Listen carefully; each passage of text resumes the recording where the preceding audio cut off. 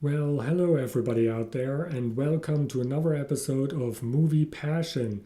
And in today's video, I want to talk about probably the most beautiful and most unique movie that I have ever seen, Mr. Nobody.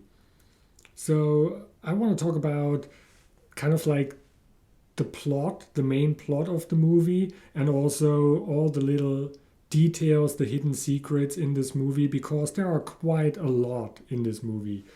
So, the movie is basically about choices and decisions and the butterfly effect. So, the movie seems to take place in New York in the year 2092, and apparently, there have been some really big scientific breakthroughs other than microphone implants. So it looks like everybody has one of those stem cell compatible pigs, and because of that, they have eliminated old age as a cause of death. I don't know if they've also eliminated every natural cause of death. I don't know because they have this TV show called The Last Mortals. And this sounds as if, or it sounds like as if everybody else is immortal. But can you call yourself immortal only because you don't die of old age anymore, but everything else can still kill you? I don't know. I don't know. But apparently, they are at their final episode, and the final episode is about this old man, Nemo Nobody, who is the last person that is going to die of old age. So he is 117 years old, but he doesn't really seem to remember that. He thinks it's the year 2009 and that he is 34 years old. So there is this doctor, and the doctor is hypnotizing Nemo, hoping that he can remember a little bit more about himself and about his life. And while he is hypnotized, I'm pretty sure that it happens while he is hypnotized. He is also being interviewed by this journalist. So, yeah, he's telling the journalist something about himself and about his life. But I think in reality, then he is talking to the doctor. It's kind of a weird thing, kind of really confusing. And yeah, he starts talking about the things that happened before he was born, so that he was in heaven with all the other kids, and that all the kids know what is going to happen. They all know about the future, but then there are these angels of oblivion, and they put their finger on the kids' mouths, and this makes them forget about the future. But somehow those angels missed him. So, this is why he sometimes remembers the future, or he can sometimes see the future. And, it seems that he is floating when this happens, and he's also wetting his pants when he can see the future, but he doesn't seem to be able to control that, so it happens very sporadic. um, but yeah, he's living with his parents, and then there is this really weird incident where there is a piece of eggshell in one of the waffles that his father is eating. And because of that, he forgot to pull the handbrake on his car. And he also doesn't notice that the car is rolling down the hill. So the car is hitting a woman and runs her over. And I think that she died. And I think this is the main reason why they started having relationship problems, and then they decided to break up. And then Nemo had to decide if he wants to stay with his dad or if he wants to go with his mom. And from there on, this is when the movie starts to get really confusing, because we are constantly switching between the different lives that Nemo could have depending on the decisions that he makes. So in one version, he's with his mom, and then he also meets Anna, which is kind of like the love of his life. And in another version, he's staying with his father, and then he's he meets Alyssa, and then he's getting married to Alyssa, and he has a family with her. And in yet another version, he doesn't get together with Alyssa, but then he gets together with Jen, and then he has a family with her, and he's living in a big house with a pool. And he also seems to take care of his father. And there's also this novel that he's writing about people traveling to Mars. So it's kind of a very confusing thing. But actually, it's not so confusing when you pay attention. It's just very confusing and very difficult when you try to talk about it, because it's not like a linear storytelling. So, yeah. But just imagine an old guy talking about his life, but it seems like he's talking about at least 4 or 5 different lives. I mean, he also died multiple times, and he died in different ways. In one version, he drowned in his car. In another version, he got shot in a bathtub because he claimed to be somebody else. And they actually wanted to kill this person, but they thought he was this person. And then in another version, or in the novel that he's writing, he died on board of an exploding space station. So, yeah, it seems all very confusing. But, the thing is, this might be like a huge spoiler right now, but in the end, we realize that none of this is real. So none of the stuff that we have seen, him getting married to this girl, or him getting together with Anna, or whatever, even the part where he's an old man, none of this is real. All of this is just in the head of this 9-year-old boy who has to decide, or who has to choose between his mom and his dad, apparently. So he made up all this in his mind, and he thought about, okay, what would happen if I make this decision? What would happen if I make that decision? So, yeah, this is basically what this movie is. The thought process of a 9-year-old boy who has to choose between his mom and his dad. But yeah, it's so incredibly beautiful and so incredibly well made. And yes, it becomes really crazy when it comes to the whole butterfly effect thing. I mean, in one version, he's an adult, and Anna is giving him his phone number, but then there is a drop of rain falling onto that piece of paper, and it smears the ink so that he can't read that phone number anymore. And this rain only happened because 2 months earlier, an unemployed person in Brazil decided to boil an egg. It's just so crazy and so bizarre. Everything that he talks, and everything that we see, it feels kind of like a dream, or like a lucid dream almost. I mean, it begins with Nemo waking up, and then he's going into the bathroom, and he wants to turn on the light, but the light switch isn't where he thought it would be. It's on the other side of the door.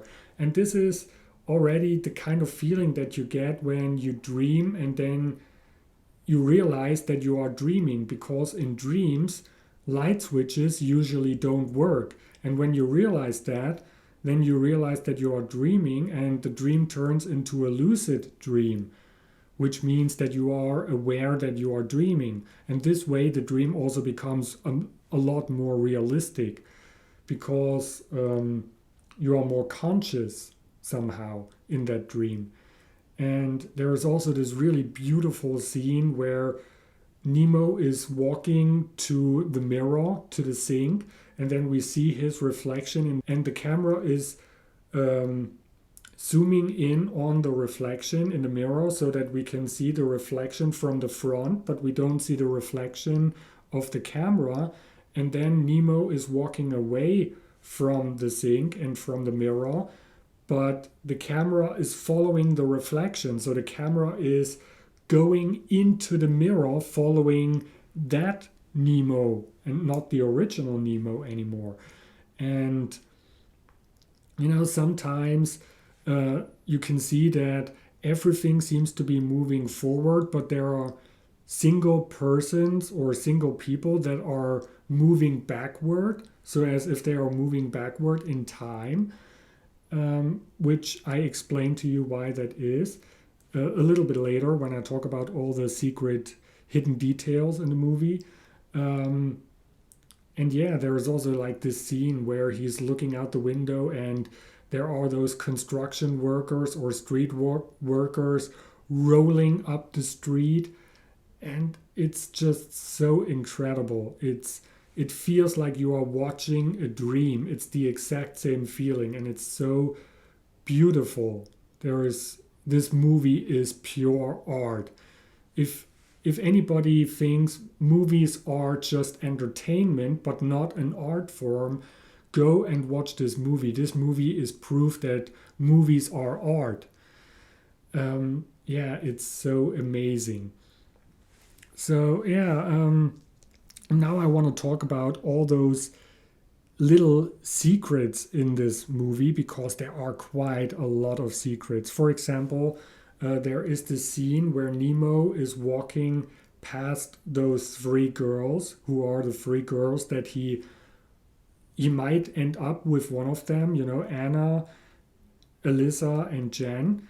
And they're wearing dresses in different colors, and those colors represent exactly what their personality is, kind of, or what Nemo's choice might be. So Anna is basically the love of his life.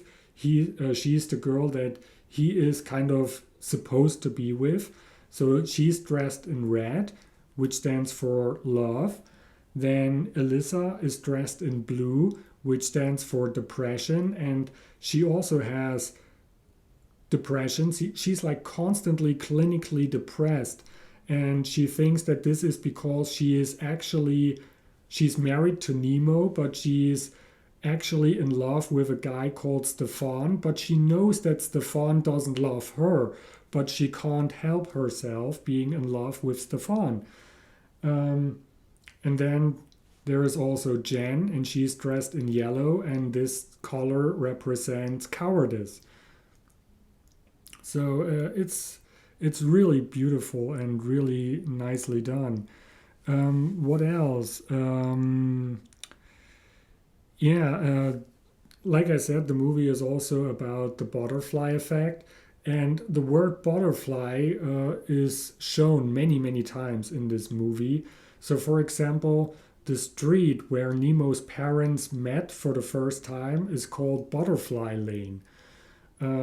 Or in the novel where he is traveling around on Mars, there is also this billboard for a butterfly vacuum cleaner. And in another version where he is married to Jen, there is this commercial on television for the butterfly fishing rod. So yeah, the butterfly always seems to be present. And this is also a nice thing. When we see that commercial for this butterfly fishing rod, he's flipping the coin to see if he should buy that fishing rod. But we can see on television for a brief moment, and we can also hear it in the background, that the next show is Wheel of Fortune. So again, this is because of the whole theme of the movie, choices, decisions, your fortune, all that kind of stuff. So it's like another little hidden detail.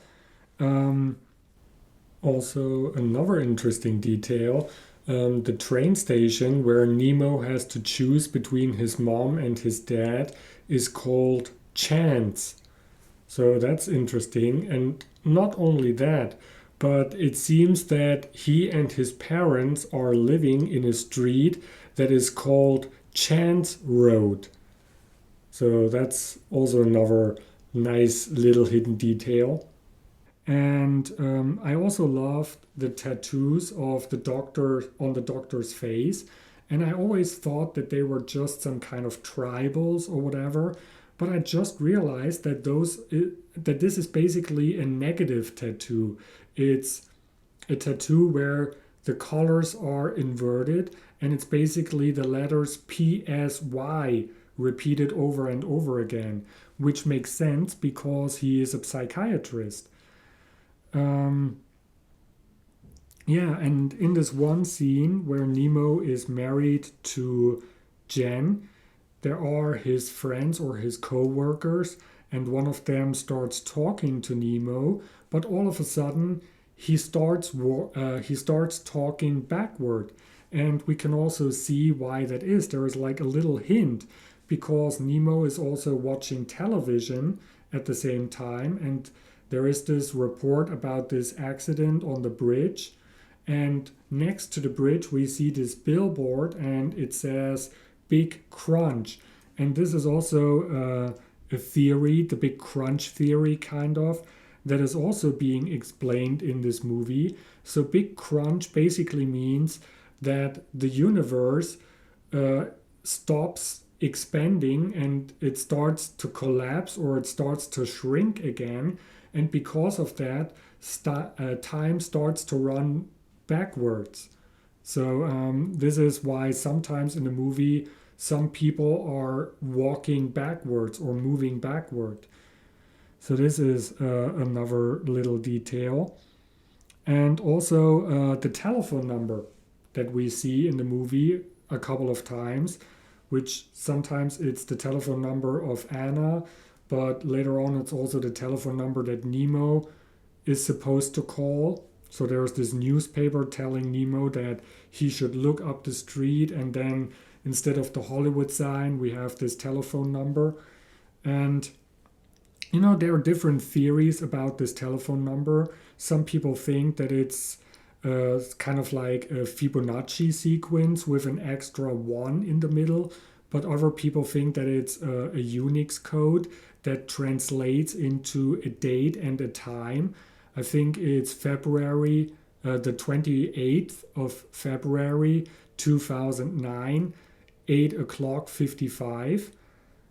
So, yeah, this is also like a little interesting detail. And there's probably also a lot of other little hidden details where I don't really know what they mean or what they represent. So, for example, in this one scene, Nemo is in a straitjacket and the doctor does this Rorschach test with him. And when we look at the background, we can see a big lamp, a small lamp, and a chair. And it's exactly the same thing, the same background when we see Nemo, but it's in reverse, or it's kind of like the mirrored image. So I don't know what this is supposed to tell us. It's the same windows, the same curtain, and the same objects, the same lamps, and the same chair, but only in a different order. So I also don't know what that means. Also, in Nemo's room in the hospital, there is this clock on the wall, but this clock for some reason only has 7 hours instead of 12. I also don't know what that means. Yeah, it's like very, very weird and very confusing. And this is why I love this movie so much. It feels like a dream and it's really beautiful, and you can't really describe a movie like this. You have to watch the movie in order to grasp how amazing this movie is. So, yeah, I hope you found this video interesting, and I hope that if you have never seen this movie, that you go and watch this movie because it's really one of the best movies of all times, in my opinion. And yeah, that's it. I hope I haven't forgotten anything. So, yeah, thanks for watching, and I see you in the next random video or in the next episode of Movie Passion.